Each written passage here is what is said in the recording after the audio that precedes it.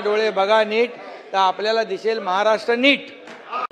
पण अध्यक्ष महोदय, मंत्री महोदयांनी एवढं जितेंद्र आव्हाड आले, आता जितेंद्र आव्हाड मंत्री होते, त्यांना विचारा, ते नगर विकास खातं माझ्याकडे होतं, जेव्हा यायचे फाईल घेऊन मी सही करायचो की नाही ताबडतोब। महोदय रात्री 3:30 म्हणत नाही, पहाटे 3:30 म्हणतो। तर त्यामध्ये तरी सुद्धा जे प्रश्न विचारलेले आहेत आणि त्याला उत्तर देण्याचं काम या ठिकाणी माझं आहे।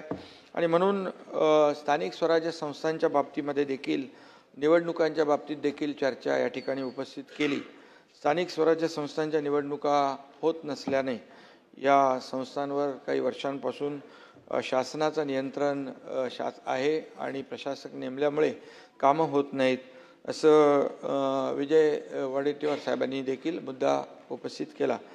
परंतु आपण या ठिकाणी राज्यघटना मानतो, संविधान मानतो आणि त्यामुळे या घटनेच्या चौकटीमध्ये राहून आपल्याला विजयराव काम करावं लागतं आणि म्हणून आपणही राज्यघटनेचा, संविधानाचा आदर करतो आणि म्हणून सरकारच्या मनात आलं म्हणून स्थानिक स्वराज्य संस्थेच्या निवडणुका रोखून धरल्या असं काही झालेलं नाही।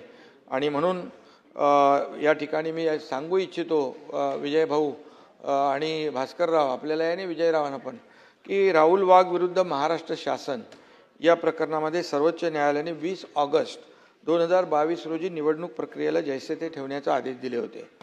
आणि स्थानिक स्वराज्य संस्थांच्या निवडणुका आपण राज्य शासन नाही तर राज्य निवडणूक आयोग घेत असतो, हे आपल्याला माहिती आहे।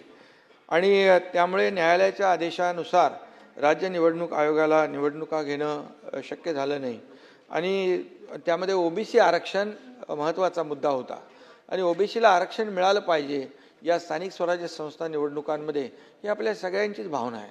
आणि त्यामुळे सरकारने देखील जे काही प्रयत्न केले आपल्याला माहीत आहे आणि त्यामुळे या ठिकाणी आरक्षण आपल्याला मिळालं पाहिजे, टिकवलं पाहिजे आणि त्यासाठी प्रयत्न केले आणि त्यामध्ये यशही आलं। आणि म्हणून 6 मे 2025च्या एका आदेशानुसार अध्यक्ष महोदय, सर्वोच्च की या ठिकाणी ज्या पद्धतीने लोक राहत आहेत, ज्या घरामध्ये ते राहत आहेत, त्याच्या आजूबाजूची परिस्थिती बघा, तिथली रोगराई बघा, त्यांचं जीवन बघा आणि मग ठरवा त्याला विरोध करायचा की काय करायचं।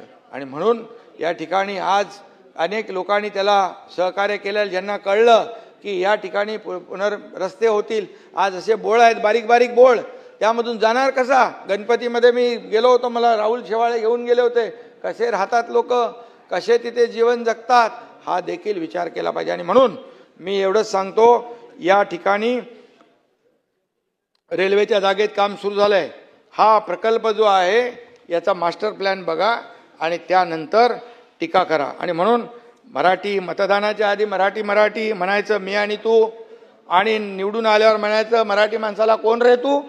आणि अशी परिस्थिती आमची नाही आहे, असं आमचं नाही भूमिका। अरे त्याच्या मागं उभे राहा, त्याच्या पाठीशी उभे राहा तर सांगा। आणि म्हणून हे सगळे साटे लोटे डेव्हलपर बरोबर झालेले कोणाचे आहेत याचा देखील विचार केला पाहिजे। आणि म्हणून या ठिकाणी फक्त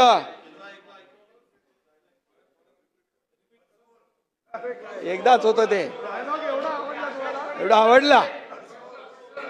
आणि म्हणून